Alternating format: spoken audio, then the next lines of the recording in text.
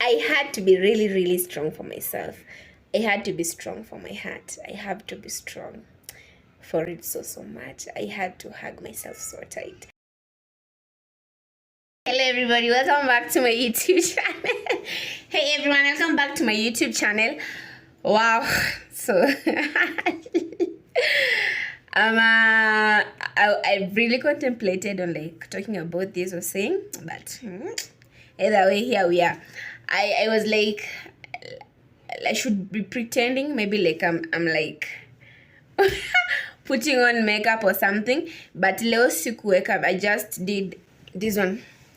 Nimepaka tu lip gloss. Ni zile days that I don't feel like struggling with my lashes right now, so here I go. Yeah, so today is it's I don't know why, because every time I like think about this I get emotional still. And kwanza, first and foremost, please remember to subscribe. Press on the link below. Yeah, hiyo keyboard iko hapo, then subscribe to my channel so to get notification every time that I post a video. So this one is one major one, and I don't know why, because I feel I moved on, or I've moved on. I feel like I'm okay, I'm at peace, but I don't know why it still interferes with me. But one thing I know about myself, or I know about me, is that no matter what happens, there's no going back. Can you see my face nikivai kufia kweli? There's no going back. So the hardware or the software, here we are. So let me tell you about my very first love story. Like the first time that I thought I was in love, or the first time that I think I was really actually in love. So definitely, first and foremost, I know that everybody at their life at some point have been in love. They always say that at least in a person's lifetime, love knocks the door like around once or twice. I don't believe in 50 million times. I only believe in 2 times. So let me talk about the first time that love knocked on my door. First time falling in love, I was in Form 2. I was in Form 2, yes, and yeah. So the first time that I actually saw, let me just start from the beginning how it all happened. So the first time that I saw this Mr. X, let's call him Mr. X. So the first, I was back in school. I used to be in handball, and I was also a journalist. So unajua when you are in those posts in school, you tend to like go out a lot. So I was blessed to be able to go out a lot. Yes, because I was a journalist and a handballer. Yeah. So the first time I seeing this handsome guy was in it was during April holiday, the year 2015. Yes, if I'm not wrong. 2015. So tulikuwa tumetoka, ilikuwa during holiday na tulikuwa tumetoka home, me and a cousin of mine called Sharon. We were going shopping center yetu. So jua tuko Shago, so tuko na shopping center. We were going shopping center to buy some few items tukitembea. Yes. So when tukienda shopping center, along the way kuna place tuna branch, kuna hiyo barabara main, so tuko tumetoka vichochoro ya home before tuingie the main road. Then I met Raima from class, I think class 6. I've known the guy from class 6 up to class 8, like he was in my school. So we like used to be good friends. He also used to be friends with my bro Kiasi. So namjua, he's the person that I know. So he's like, hey, hi. Tumeongea, tumegotiana because we were friends, and we were so happy like to see each other after some years, definitely. So this guy hakuwa solo, they were on bikes. Alikuwa na bike, and he had his cousin. He was with his cousin. Na cousin yake pia alikuwa na bike. So, okay, the cousin is cute, but then ni huyu chali alikuja kunisalimia because he's my friend. Amekuja, then the guy na maringo zake amekaa huko kando. And so I saw him definitely. So truth be told, by then this guy was so cute. Oh my goodness. I've seen cute people, but wow, that girl is still okay. Jesus. That guy was so cute. Like, wow. You know, I'm short, so I really have a thing for tall guys. This guy was everything. You have that perfect guy like you always had in your head. So this guy was that guy. So I saw him, but sasa juu alikuwa na katu definitely ako na maringo because he was from Coast na sisi tumekuwa home for some time. So alikuwa na kama sisi ligia yake. So I saw him and I was like okay. But sikuenda kumsalimia. So huyu beshte yangu anafanga msumbufu because we've also been crushes or something way back in primary.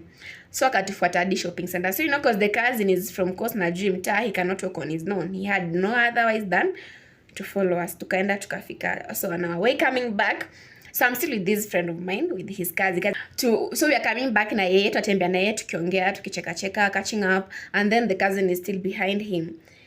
Hajatusalimia, hajatuangalia or anything. So me, I'm also just minding my business. So cause hakuwa na otherwise, he had to wait for the cousin, maybe direction or something. So amekaa tu hapa na chill nyuma peke yake, si tukiongea naye ubeshte yetu. We try to catch up. Then we realize shule yenye nasoma na yenye nasoma si mbali. So tukaongea, tukaanza kuingilia mashoja mkenga high school, like you always want to like praise your school kila mahali ukienda. You are like the best in handball, my school is the best in this, my skill did this. So hiyo tukiargue nilikuwa ya dis shule yao. Aya shule yenye haikuangi sijui nini. And in between tukiargue juu ya shule ex kwa so we were mimi, my cousin na beshte yake na mwingine. So we were talking about schools nilikuwa na dis shule yao. So ikabidi ingile conversation. He was like, "Hey, mbona umeshinda hapo ukiongea vibaya kuhusu shule yangu? Unacheki tu ile kudefend shule yako." So he action gave us, so we started talking definitely. And then in between the talking out nataka kwenda home, then my friend like my friend mwenye kanaongea na yeye akaniomba number. Then I told him juu anaanga msumbufu definitely, and he probably has feelings that I was never in a position to be able to reciprocate, and I never wanted to like, I don't ever want to give someone a heads up when I'm not there. So nikamwambia wewe sikupei namba yangu, ni like literally sikupei. So the cousin was like, okay, kama utanipea basi nipe mimi. Hey, I was like, we kwa roho, okay, this one is cute, this one is everything. So I gave him my number instead of giving his cousin my number, because cousin yake nange nisumbua, and I just didn't want to like go into it or something. So I ended up with him. I ended up giving him Mr. X my number. So nimeenda home, then someone text me like, hey, sasa poa ni nani? Tulikuwa na he like explains himself. I'm like, wow. Na hiyo ilikuwa katiwa kaduda guys. Hiyo ilikuwa katiwa kaduda. Ilikuwa na struggle. But thank God, I think 20 bob ilikuwa leta SMS 200. So you were good to go. So tuliongea I think nilimwacha nikihang or something. So the next day I was with my friends. One is called Flavia, the other one is called Julie. They had come to visit me because tangu we had finished KCPE, we hadn't like linked up or something, and we used to be friends, so walikuja to catch up. So wamekaa mimi nimeparara hapo, nimetoka lake kuoga, nimekaa tu kwa hata siku nimepaka mafuta because they didn't expect anything. So kiasi nashtukia mtu amekuja kaka, like hata hakunoko something, amekuja tu akaingia kwetu kaka, you know, home ushago, life is always freestyle, like it's very rare part time someone making you guys under instruction or something. So he just came. Thank God my shosho alikuwa hapo, but alikuwa natoka, she was packing to go out, so yakatoka like akawasalimia habari zenyu mzuri, ameenda like watu ananga maneno mob home. So he just came and sat. I was so much shocked. I was like, how umefika aje huko? Sasa kama kuja na best yake mwenye najua kwetu. Sasa kama explain so us talking, and nikimwambia eti kuja kwetu or something. So Joe definitely he's cute. You know, cute guys have to be given priority. I have to simp because he's cute. So nikaingia kwa bedroom nikapaka mafuta, then I was like, juu sasa the environment was a bit weird. Nikamwambia si tutembe kiasi. Kumbuka I had two of my friends hapa. Niliwaacha hapo. I left my friends there. My friends that they've been there the most, so that I can be with this dude or something. Like in Kuataka, the environment was weird, so we needed some privacy. So we went out to Katembe and we were just talking, like catching up. Generally, tunaongea, tunajuana. Ilikuwa around, I think 7. No, I meant 1 p.m. That's it, saba. By the time ilikuwa naangalia time, it was 7, 8 up. Yani kilangu ilikuwa inakuja, oh my goodness, it was 7. Yeah, ilikuwa 7 usiku. Then I was like almost 8 actually, 7:30 almost 8. Then I was like, we tumeka sana. Shoshangu hata amebasha toka penye alikuwa ameenda, amekuja, amazagombana, so I really need to rush home. Then he told me like, can you hug me?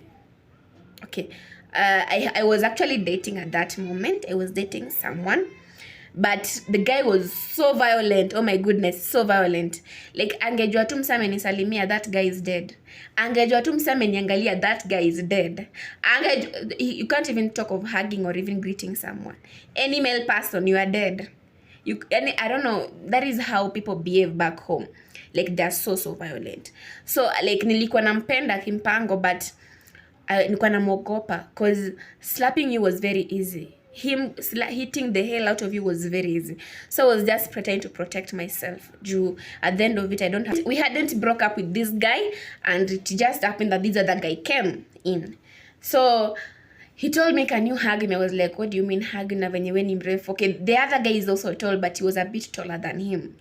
Okay, so we ended up hugging. I've never felt so good my entire life. Like, it was that, yes. So we ended up hugging, and I went home. Definitely kikimbia juu my shosh nilifika kama kwa hapo nje amejam nini. So I went through all that. So that was our first, is it not a date, our first meetup. It was not date, it was a meetup. So that was our first. So the next day he came tena majioni sasa. He came, then we like talked nini, and my shosh is never around during weekends. Ushago tunashinga ukenda mazishi, wameenda kuzika nani wapi huko, wameenda shoshangu. It was I think it was on a Friday, so the next day was a Saturday, and my shosh was like traveling to do azo mazishi zao. Then she told me anaenda mbali, so she might probably come back on Monday. So I had the whole weekend to myself. Okay, that's something normal. Watu wa hoi wanapashanga tu zikana, God forbid. Yes, so that was it. So he came jioni and it was just me and my uncle or something. Yes, so we talked. Tukaenda kwa, we have hizo simba za manko wakubwa. We went huko ndani, so we were just chilling, we were just storing nini, then tukaachana tu hivyo. He went back. We used to talk about so many things. We used to talk about the future. We used to talk about our careers, nini. Like, you know, those weird conversations that you have with someone when you are like in love, or you're trying to love them or something, or you're having a crush on them. Zinakuanga nini za ujinga conversations doesn't make sense. I was informed too. So this guy, what happened? So we took a catch up. So the next day he texted me like, hey, Sasa, we were like talking randomly. Then he told me like, you know, yesterday I almost kissed you. I was like, what do you mean you almost kissed me? I've only seen people kissing in I've only seen people kissing kwa TV, but I've never imagined myself actually exchanging saliva with someone. Like, I was like, how? Mate yangu hata kukunywa. How? You want to get into my mouth and stuff? I've never even thought about all of that. And I was like, okay, I'll just go with the flow. So the next, that ulikuwa mchana tunaongea, like I almost kissed you yesterday. We're talking about the previous day. It's normal. Kilipata nalo tunaongea about what happened yesterday. So then hiyo siku Johnny again he came. Remember I was free, my shosh wasn't around. So he came, then we went to the same point that we were yesterday. He came, okay, something about tumse alikuwa muoga, mtu ni muoga na hiyo refu yote. Alikuwa muoga sana. So like there are things that he will never ever do, like kutembea usiku solo. He can't. Okay, namwelewa cause maybe hakuwa amezoea hormones and stuff, so he had to have a company when he's coming. So he came the next day and tukaongea, and then all of a sudden it just happened. I remember it like it's yesterday, but it's a very bad memory by now, definitely. But yes, it just happened, and it was, I don't know how to explain it. It was a bit weird, but it happened and it was happening. So there was nothing I could do. I would just have to go with the flow. Apparently it was just talking, and then in the moment we just ended up like we were kissing already. we were just talking like having a normal conversation. Hata huyo beshte yake ametu excuse nilikuwa tembeanga na huyo nilikuwa tembeanga na Shaz most of the time. So Shaz na huyo beshte yake alikuwa anaongea huko nje, ametu excuse to pige stories zetu. So it just happened. I don't even know how to explain, but I found myself tulikuwa tuna kiss already by then. So yes, it was that it was emotional. It was emotional. No, I don't know how it was, but that was my first ever kiss. I think I was 16 or 15 or 16. I hadn't turned, I don't know, I was 15 or 16. I was 16 years. I was still 15 yet to turn 16 on August. So that was my first kiss ever. So we grew so close. This guy was... So there was this day, kulikuwa na inaitwa nini? There was this day, okay, you know, with home we always have plenty of time to ourselves. Ushago kishamka, uende lake, upanguze veranda na surrounding compound, upike chai, upige nyumba duster. Hauna kazi nyingine ya kufanya unless now you just want to read and stuff. So yes, like we always had time in our hands. Like I don't remember even from the very first day that we met, like that whole holiday, we were like always together, like each and every single day. Like I would just know where I'll find him, or where he knew where I would find me. Me definitely kunipata ni home, cause kwetu ni uko ndani haiko karibu na center. So kunipata ni tu home juu maisha pia najulikana kwa ukali. Yes. So it happened that hiyo time yenye shosho wangu hakuwa around, there was an event across the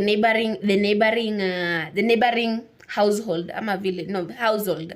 Yes. Na unajanga home, anyone who's close to his family, like hata kama kwao na kwenyu na kwao ndo karibu, you consider yourselves family. So we were invited, ilikuwa dowry, mtu alikuwa anapatiwa dowry.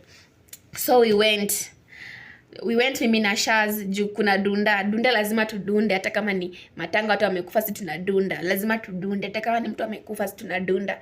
Aya, so tukaenda kwa hiyo dowry, kutoka na dowry na kulikuwa na ngoma. So definitely kama kuna ngoma ushago lazima kujae. As long as kuna ngoma, people don't care ni ngoma ya nini. You people will mourn but people will dance. So tumeenda hapo na Shaz. Then the guy came. We had communicated that he's going to come, so akakuja. Unfortunately my ex was there. This guy alikuwa shasikia rumor, alikuwa amekuja kuconfirm or something. So kukuja, akakuja. Mimi nilikuwa najua ni mwingine anakuja, even he was there. Venye nilimwona, I went, I said hi, nini. Tukaongea, then I told him nipe deka kidogo, nipeane chapo fulani hapa mahali, then nikam. So then nikaona the other ex, then he was like, "Vayo kuja hapa." Nikajua tu hapa I'll be finished. This guy is going to kill me. So skwenda, cause me I definitely wanted to go to Mr.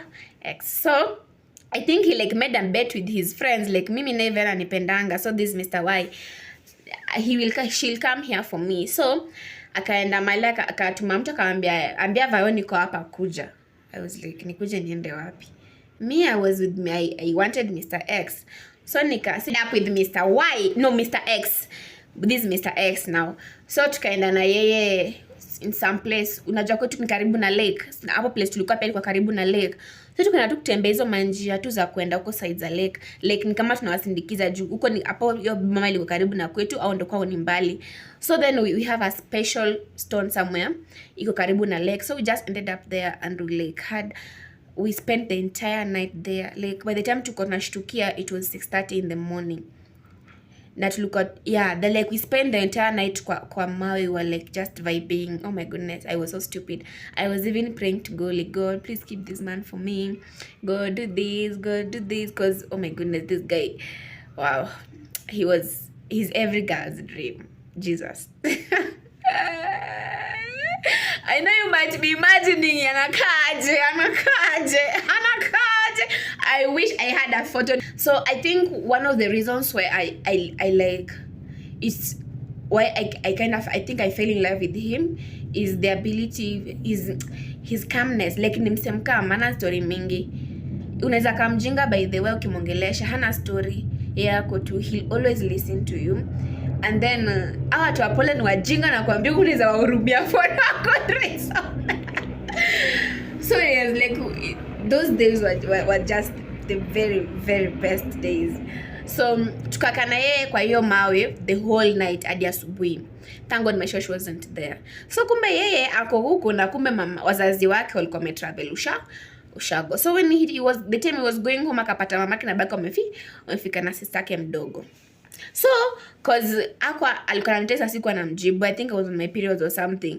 Yeah, by that was on my period. So he decided ugu venye ilifika kwao, imagine hata kukaa because yes nilikuwa nanyesha, so nilikuwa nimeenda home ni change pad, maybe ndo sunlight you miss the light definitely. Alifika kwao kama amerudi, he was like he couldn't spend a moment away from me. He just couldn't, like we were so close. So alifika kwa kapata make amekuja saka ambapo sijafanya mtoto aje.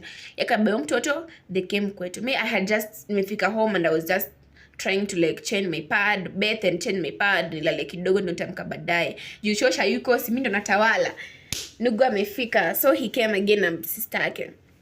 So tukakunywa chai, then now nilikuwa tukatupeleka sister yake home juu alikuwa na miss mamake. So she was young by then. So tukampeleka home. So tukimpeleka home, Shaz came with us along, tagged along. So tuko na tembe watu wanne. Mimi, yeye, sister yake na Shaz. So tukaenda kufika like kwao tulifika tu karibu mali then tutakaenda hivyo. So nakumbuka on our way going kwao tukipeleka huyo mtu we met the kazi and then he was shocked like what's happening. Vayo, you mean you are dating this guy? The cousin now talking to me and sikuwa nasikia hiyo ningesikia. You mean you're dating this guy? Vayo, you'll regret. He even told me to like choose between me and him, and definitely I chose Mr. X because I was definitely into Mr. X. He told me you will regret. I was like, ni regret nini? So I ended up still choosing Mr. X over him. So the cousin again now tagged along. So tukachelewa mtoto kama nafika barabara akienda home. So mimi, Mr. X, the cousin that was my friend, and Sharon, my kind of my mom, tukakaa watu wanne tukaanza kutag along. So I was with Mr. X, Sharon was walking with the other guy. Ilikuwa 7 asubuhi, by the time kutoka kwetu ilikuwa around 9. Tulika hapo hadi 6, almost 6:30. I don't even know what was that. We were just walking very slow. Nata set ni distancing. Okay, distance mbali but si mbali hivyo yenye inaweza chukua the whole day mtu kutembea. But you know when you're in love, that is what you do. Hatujaosha vyombo, tunakumbuka shosha nafaa kukuja, hatujaosha vyombo, hatujabeba maji, hatuna kunya kupika, hatuna anything. Na shosha na come. So they opted to help us out by the way, wakatusaidia tukaosha vyombo, tukabeba kuni. Juju shosha akikuja atataka kujua tulikuwa wapi the whole day. Hata nyumba tu kwa tumepanguza. Mapenzi Mungu wangu. So the day ikaenda hivyo. So jioni again we definitely had to meet like each and every single day. So that day he came and I think he like came with his friends or something, wanted me to see his friends or something like that. So this guy was trying to like reach out like, hey, niko hapa sukam, and my shosh had just arrived. And you know nikiwanga home mlelanga na shosho bed moja, I share a bed with my shosh. So anasikia text zikiingia alafu ina she's asking unaongea nani na ukali. Nisa nikamwambia nataka kwenda kukojoa. Acha nikusomea hapo nje ukojoa. Mazao shosho yangu na she's done name of progress ina story ya kuja. Imagine najaribu kumwambia like I need to go. Anaambia itaenda nje naenda kama ama nikae nilale. Na just niko shaza kushuku that I'm going to see someone outside. So unfortunately our meeting was unsuccessful that day jioni. So we were for another day. So the next day I went to shopping. I was always looking for the weekend. My shosh ende azikane huko kwa matanga. Mimi ni love story yangu iendelee. So like we were always meeting up and stuff. So remember I'm still dating Mr. Okay, I'm not dating him but I have told him what's really going on. Like nipo atu msema I'm seeing someone else. Tabidile yetu umesaha.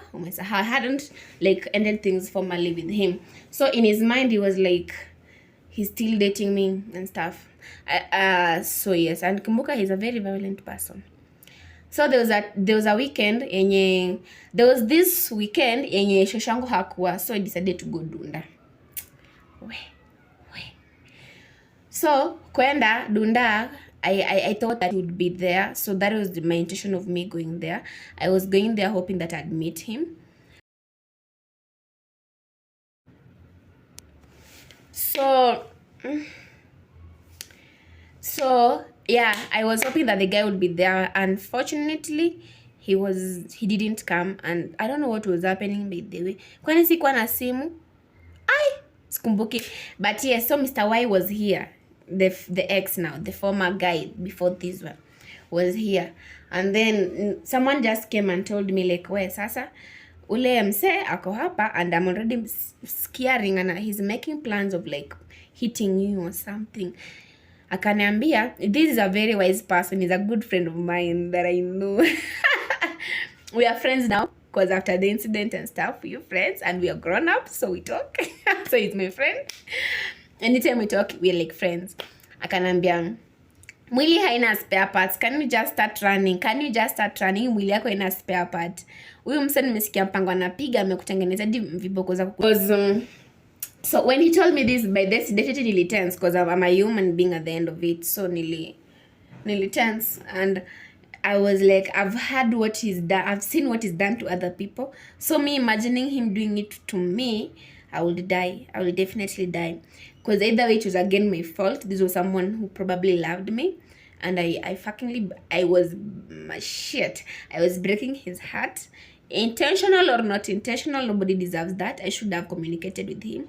Of which I am sure either way ningemwambia hangekubali. He's someone mwenye, according to his background, I doubt if he can ever take a no for an answer. So it was rough, partly my fault. Yeah. So nikaanza mwendo turudi. So nilikuwa na Shaz. Yes, nilikuwa na Shaz. Nikaanza mwendo turudi. So nawe akanipata. He grabbed me so roughly. He took my wrist, akanivuruta, mkono akanivuruta, akaanza kuniuliza maswali like, wewe, what are you doing with that guy? I've just heard that you guys are dating. How are you dating and you're dating me? Don't you know that you're my girlfriends? Nini. Akaanza hapo story mingi. I was dying. Honestly, I was dying. Nitamwambia nini? Before I could even react or even answer him, slap. I had no choice. Nikasema venye nipigwa slap, tena na slap hadi chini. So I pretended to fight. Cause what is it ungedu nini ungedu? I had to pretend nimefaint. Venye nilislap na hiyo slap hadi chini. Nikajifanya nimefaint. Thank God this my other friend hakuwa ameniacha. So he had also followed us. It was a whole commotion. It's something he had planned. When the moment he saw me there, akasema huyu na leo atajua ajui. He had planned for it. So people were my bro had nini. I told my bro, my bro doesn't talk, so naogopangwa na wase. My bro doesn't completely, like, he doesn't befriend people easily. So uwezi jua akili yake or something. So for your own good, unamuogopa tu. I told my bro. So nilikuwa nikienda Malenda na bro wangu in case nimuone, cause that guy was doing kazi yangu. Kazi yake ni kunitafuta nipige. So I had to like walk with my bro as a bodyguard because haizi niguza nikiwa na brother wangu. They've never talked. My brother just talks with his eyes like this. Like this. It shows a message. So nilikuwa napenda kutembea na bro wangu. So the next day the guy also heard about the story. Kumbe alikuwa ameenda kwa kumthreaten, akamwambia venye sijui nini. Kumdanganya tu aniacha kwa na uchalia banduki ama bunduki. Akaona uchalia banduki or something. So he couldn't beat him up because he was again aliambiwa kuna venye wana relate, so they are like cousins. So uchali alikuwa there was a fake akwa amefukuzwa by the way fee pia alikuwa tu amefake receipt ya kwenda moja ngatule eti wewe ni mgonjwa, wewe ni nini ndio tu uende home. Sasa umeenda kutafuta receipt na kuambia kila mahali shit. Chaonisha dai kupea receipt na kila mtu kwa klasi yako ameenda. So kila mtu amevaa mngaro na kujia obonga dai kwani wendi bye sisi tunaenda. Yani people were always so happy to go back home and I was feeling so bad. So fortunately Ranfini sikuenda home because itafuta hiyo receipt nikakosa, so I had to start in school. Then someone came to me later on and told me, hey, Sasa, I met somebody in Bondo, and he told me to say hi to Violet Obumba. Ilambia nikutafute sana. So I was like, and he said he loves you. Hey, Jesus, sikulala the whole time. Sikulala the whole time. And the girl was like talking about him in a good way and saying that he loves you in. So by the time these are watoto karudi, then we went for sports. Hey, thank God. Fortunately and unfortunately, sports iliko kwa shule yao. That was it was a tough day for me because he had actually talked about me to his friends. So unajua by the time nilikuwa naenda shule yao, everyone was like amekuja kwa window ya basi yetu. Who is this Obumba mwenye amefanya mtoto watu akili yake ifunction huko shule enda kufanya pepa yake ya mwisho. Huyo Violet Obumba, and so everybody wanted to see me and I was so ashamed. I didn't nilikuwa najificha, but then I had to show myself either way, ndio wa approve ama wa dis, either way mi bora Mr. X ananitaka. So we met with Mr. X, but we couldn't talk juu nilikuwa nimekuja games and I was a bit shy. We didn't have plenty of time to talk. Kumbuka yule mjinga wa ile shule nyingine pia amekuja hapa, so he's on my neck. And I'm trying to like get him with me. He wasn't that aggressive. I don't know, nakwanga tu hivyo. So I was with this other guy mwenye kwa meni kazi. Like kwa toka nilikuwa naingia pitch hivi kama ako hapo, nikitoka hivi ndo wa kwanza kunishika. And Miss X was just there, sir. Like at a point he's like looking at me. We tried just talk with signs or something. But yes, we talked, but sis, I didn't have time because this guy was always with me. Lunch, ashaenda kunileta lunch yao nini toka nini udhi. So I was still with Mr. X. Hatukuongea sana na Mr. but we kind of touched. Our intimate moments were always at home because at home we had no distractions. So most of the times we bonded when we were on holidays. So again hiyo tukaendanga home, kulikuwa na strike ya mawalimu. In between kulikuwa na strike ya walimu 2015 ilikuwa mingi. So venye kulikuwa na strike ya walimu so tukaendanga home. Kwenda home form 4 wanafaa kubaki nyume shule juu they are supposed to be reading for their papers and stuff.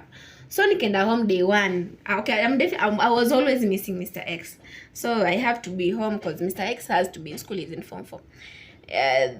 One day napata nimekaa tu kwa nyumba and I had a cousin who was also who was actually in form 1 and yes, with the neighboring school. So I was actually dating this Mr.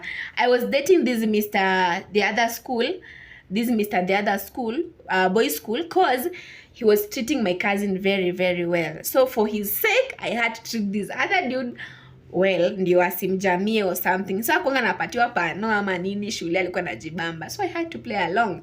That is the only reason I could never say no to him, apparently. So this day nilifika home, I got a phone call, a strange number. Ilikuwa ni Mr. X. He was calling me to ask, "Muko home nini? I've missed you." Like we're just catching up. Unachiki ukiwa high school afu pate simu by mistake, gongane na simu.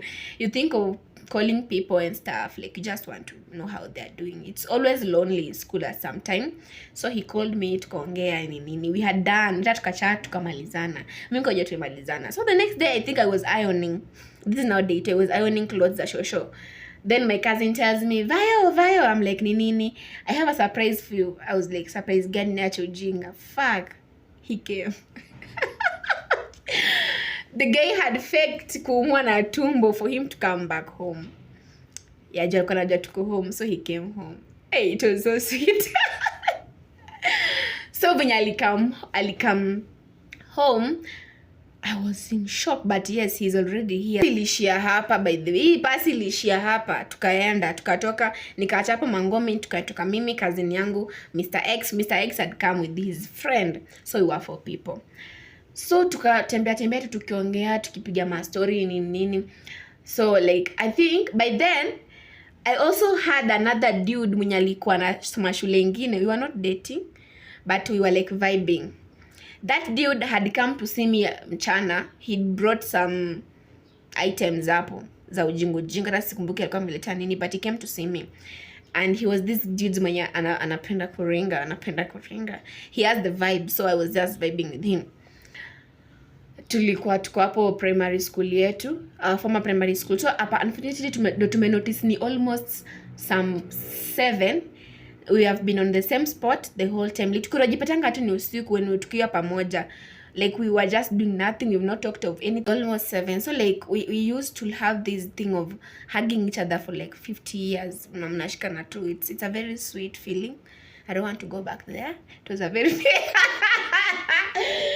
okay, it's a really nice when someone hugs you so tight and you just stay there. No kissing, no nothing. Just stay there. So tukitoka tukiachana na yeye sana, alikuwa na convince aende home at least asome kidogo, because either way watafanya exam, the exam lazima wafanye. So tukaenda tumeseparate again. It's always a struggle to like say goodbye, but we always had to. So I was with my cousin, so we were traveling back home. So this is the day that I knew that I had to make a choice. It was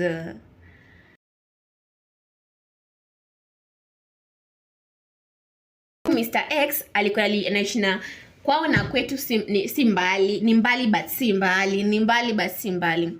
Sijui ni kwao ama kwa kina babake au kina makimi sijui, but alikuwa anaishi na shosho yake venye mimi pia nilikuwa naishi na shosho yangu. Then hiyo siku alikuwa amekuja na nguo za shule, like alifika tu hivi akakuja straight kuniona. It was around saa 5 saa 6 hapo. Alifika akakuja kuniona straight away. So on our way back my cousin told me like, "Hey Vayo, I was with his friend and his friend was like telling me like, this guy is so crazy about you. He's written your name in his books. This guy, every single time he's bored, he's just either writing something about you, writing you a letter, or just doing something. Like it's always about you." And he told me that he hopes that we never separate or something, like just good things. Like when your boyfriend's friends come and tells you, I was so much touched, because imagine like your boyfriend's friend telling you like telling your cousin how much this nigga loves you. Oh my goodness, I did love him, but I wasn't sure how much or nini, cause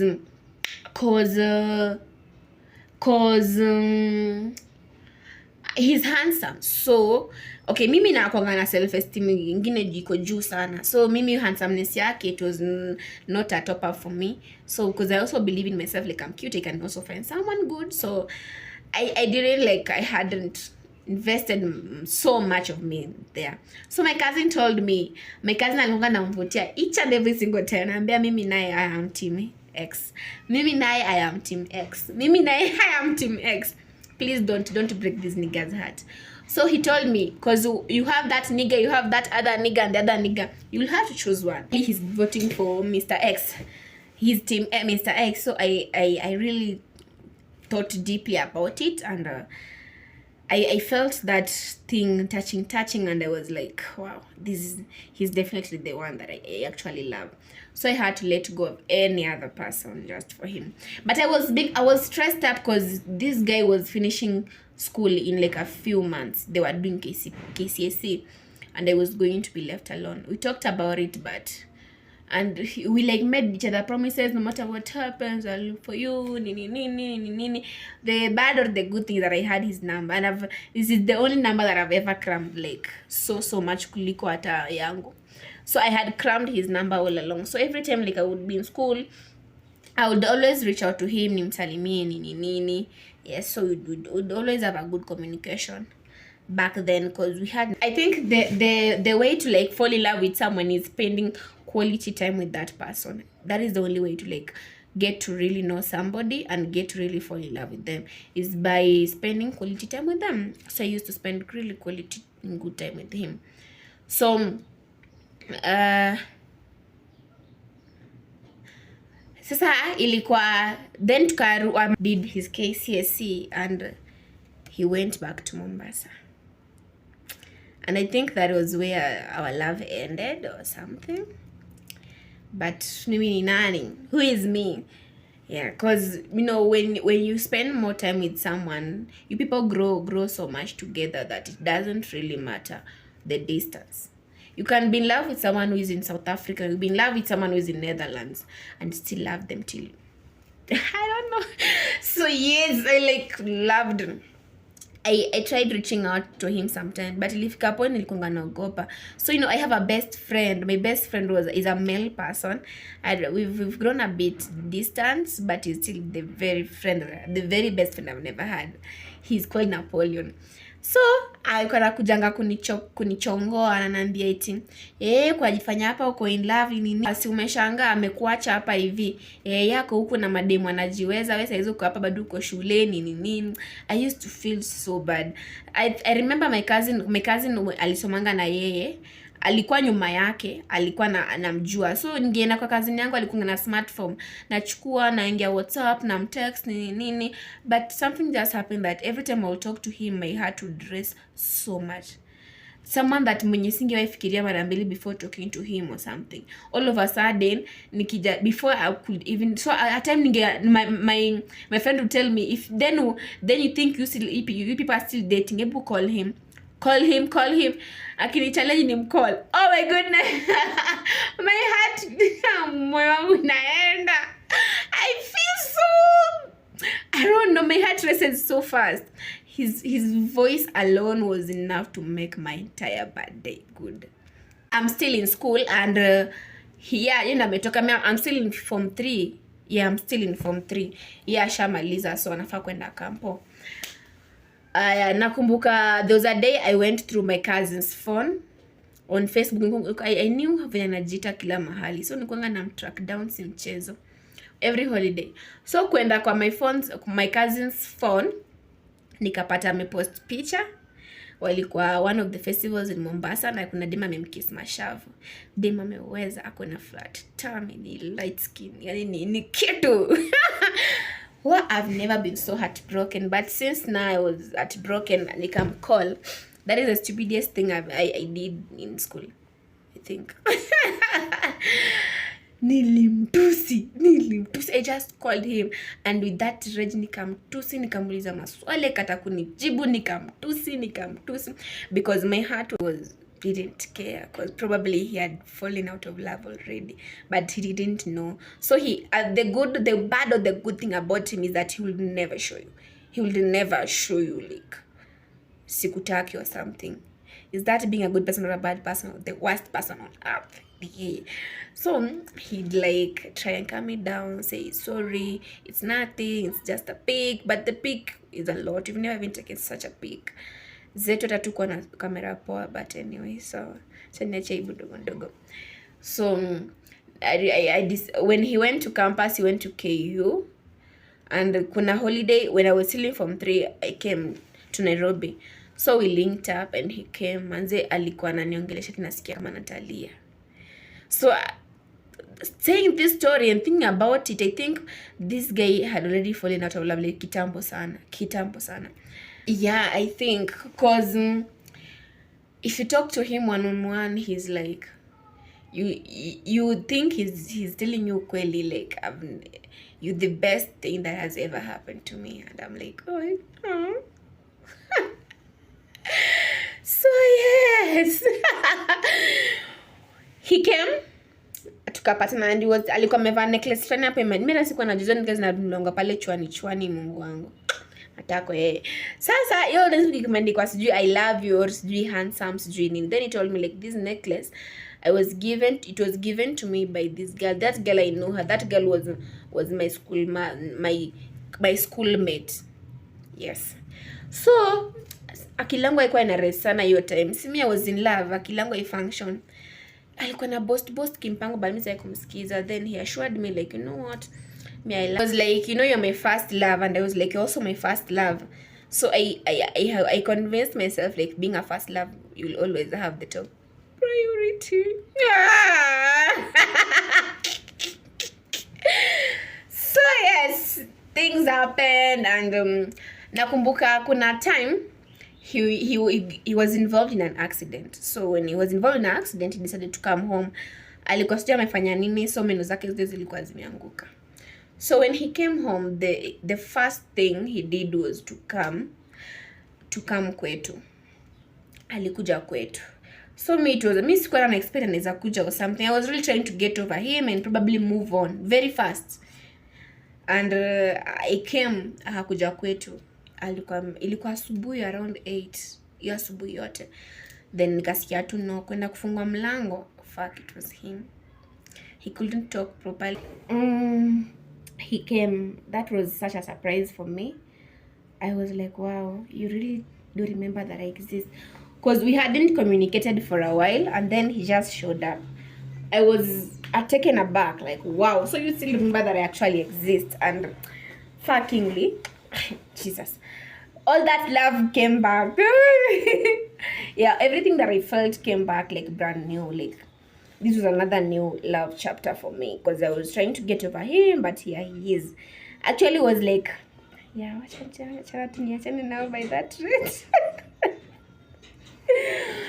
Because mi nilijua ni ukweli he's gone to KU and amenisahau, so nilijua definitely ni hivyo. Then all of a sudden he comes back looking all good, looking all handsome, looking wow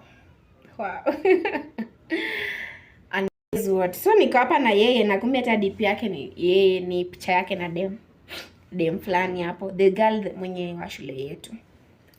And my cousin is like trying to tell me, na mimi sikuwa namsikia. So by the time nilikuwa namsikia nikamwambia hebu simu yako nione. So akifungua hivi wallpaper ni yeye na yule dem. Akatata na nione, is like that is nothing. It's you that I love. It's you nini. So because sikuwa nataka story mingi, and this is someone that I've missed for the longest time. So I decided to like let it slide. Don't spoil the good moments. Please don't spoil the good moments. So ikasliding hivyo. So we had a good time, like just talking, vibing. And when 2 days later he went back to Nairobi, and that was the hardest. Those are the hardest moments that I had to fight with. Fighting with yourself is so hard, so hard. So imagine he did not even tell me he was going. Hata nilijua jana naenda. Nilisikia tu baadaye he is not even around. Wow, that is so heartbreaking for someone you consider your first love and someone that you actually really do love. Nikasikia ameshaenda. Nisikia tu kwa watu, so I was like, it's okay, what can I do? I can't follow him, I'm still in school. Yeah, so hiyo ikaenda hivyo. I finished school too, nikamaliza shule pia. So when I finished school nilikuwa nakuja, and I came to Nairobi and I was living with my uncle. And nikiishi na uncle yangu, we were trying like to catch up or something. It was so hard because I was trying to like, you know, when you finish school ndo nakumbukanga like everything is on you. It is you to make you as somebody, especially in Nairobi. Either way kabla, so I was pia najipanga kabla niambiwe nipafanywe shopping ya kwenda kuangalia, kabla niambiwe shopping ya nifanywe shopping ya kwenda kupelekea show ni kufukuzwa. By the way, kwa shopping unapelekwa, hiyo ni kuambiwa aenda na kusiwa irudi hapa. So kabla nifanywe hivyo nilikuwa najipanga ni hame. So pia nilikuwa nimeingia Nairobi, I ingia at a high low, at a high point. I don't know high point, must niikaje. Like I was always hustling. Nilikuwa nafanya mapromo wewe. Nilikuwa nafanya mapromo. Because the Meza Fofa was trying to look for him. He was unreachable. Yes. And hiyo spirit anytime I talk to him, hadi wa leo, yani roho yangu inadunda, ilikuwa yanifanya I don't talk to him.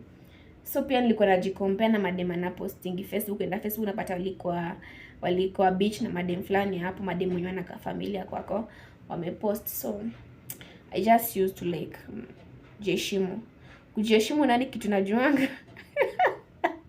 Yes, nikajaribu tu kujiheshimu. So I ended up kuhama kwa uncle yangu. So I had just moved into this house. I barely even had gas. Nilikuwa na stove. My friend had given me a stove, so I was using his stove to like cook and do other stuff. So then he reached out some point, and he came. That was our first sleepover together.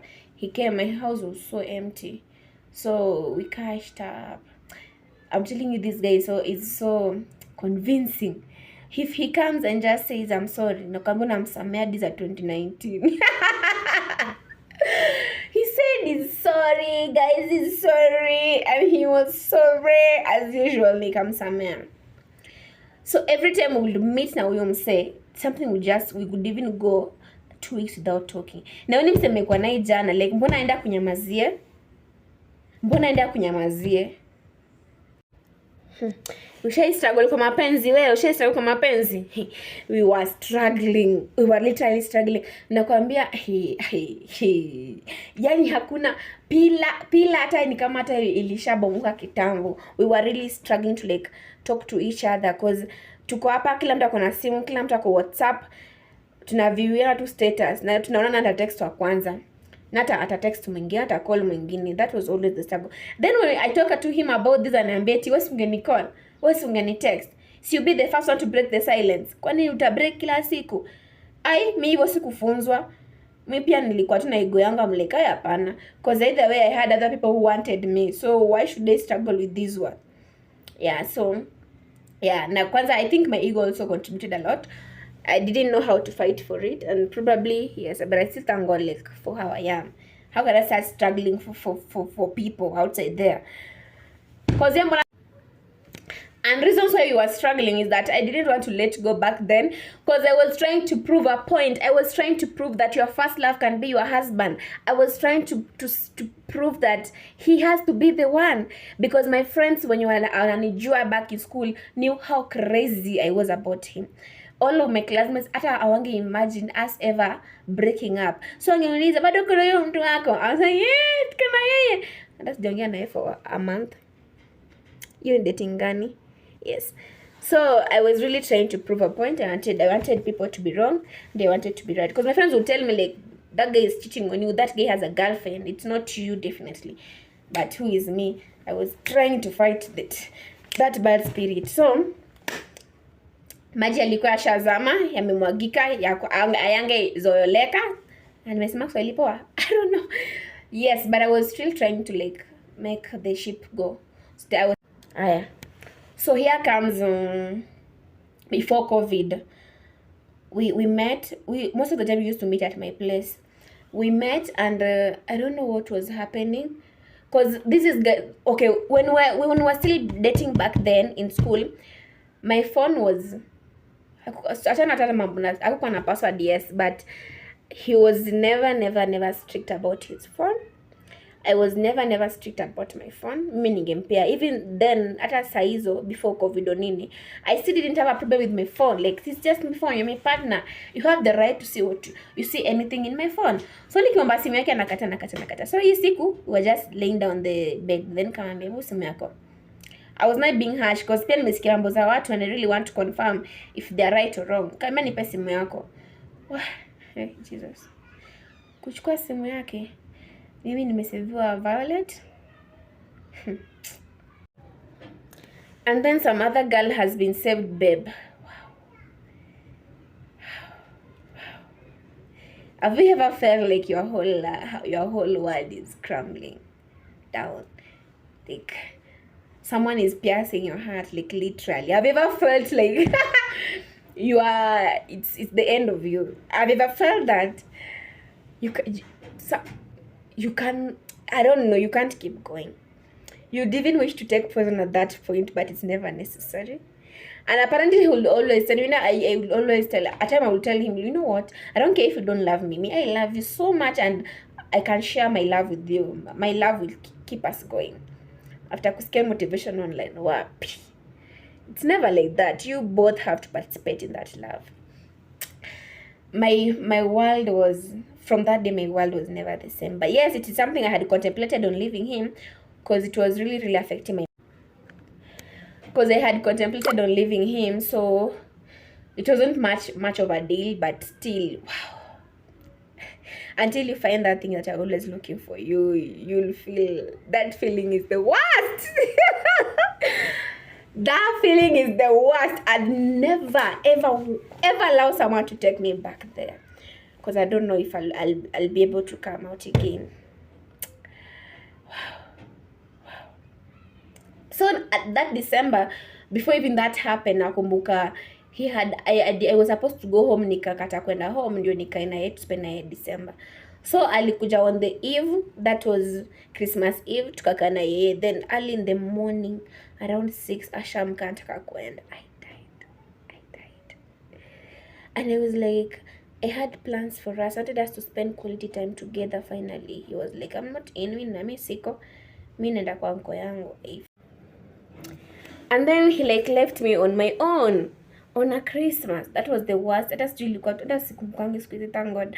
That was the worst Christmas on earth for me. To like, it's like your mother leaving you in the, I don't know. But I blamed myself because either way I had seen the signs all along. This nigga definitely didn't want to spend time with me. Probably I wasn't cute enough or something. But he will always tell me and remind me that I'm cute. Wickedness. He'd always say like, Mom, you're the cutest person I've ever had. Our love story is the most unique. Our love is unique. If I can find him right now, I'll beat the hell out of him. So that was it. So COVID came, tukakuwa idol. Unajikiwa idol, you find yourself doing useless things. So I ended up again reaching out to him. So I reached out to him and I was like, hey, sasa uko aje?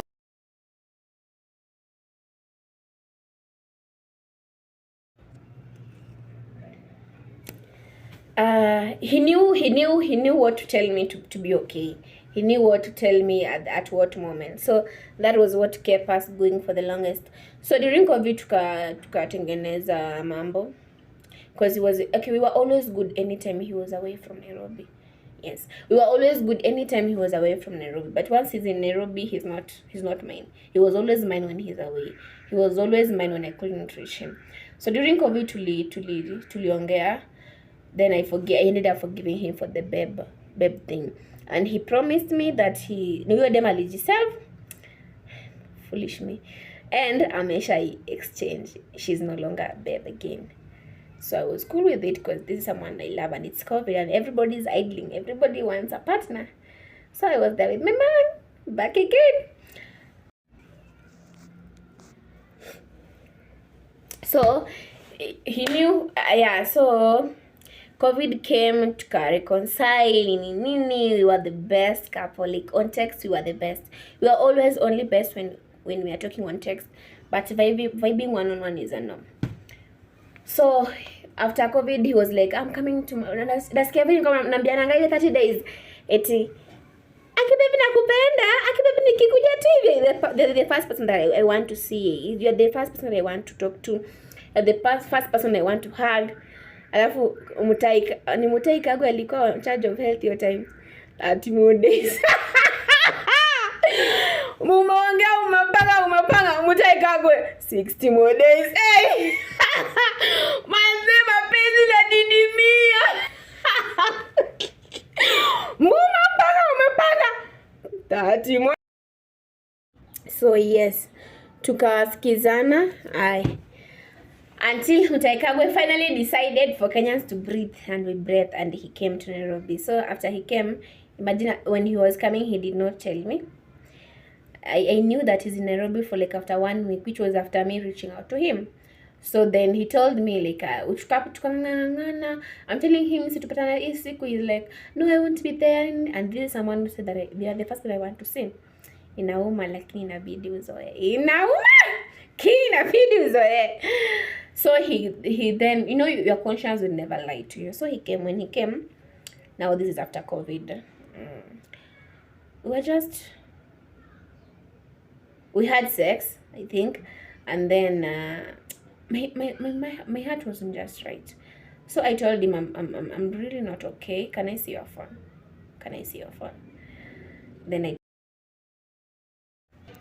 so finally when we met, we had sex. So after, all along my heart wasn't just okay. I was just feeling so weird and I was so restless. So I told him, can I have your phone?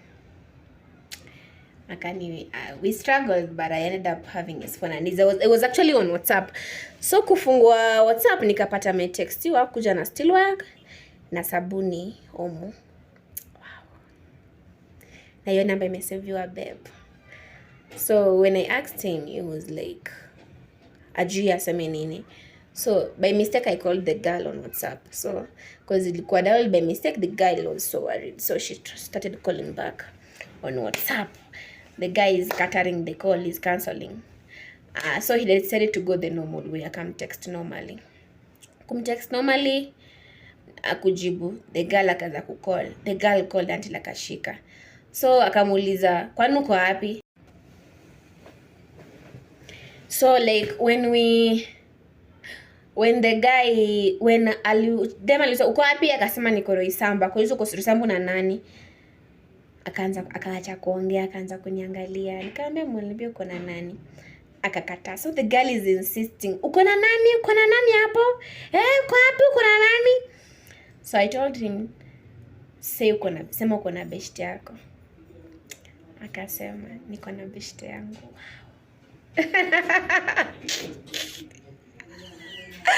didn't just say that. He didn't just do that to me. Akasema niko na best yangu. Mgani? Umjui, anaishi Roysambu, but wewe niko na best yako. Akasema okay, mpo. Umepata text zangu? Sawa.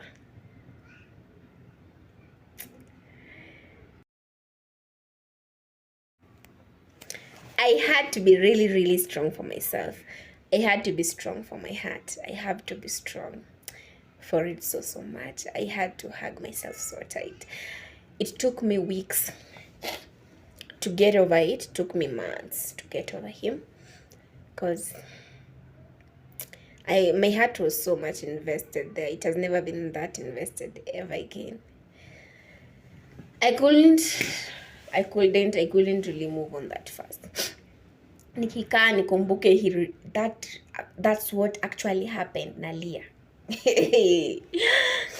I'm like, why didn't I even see this coming?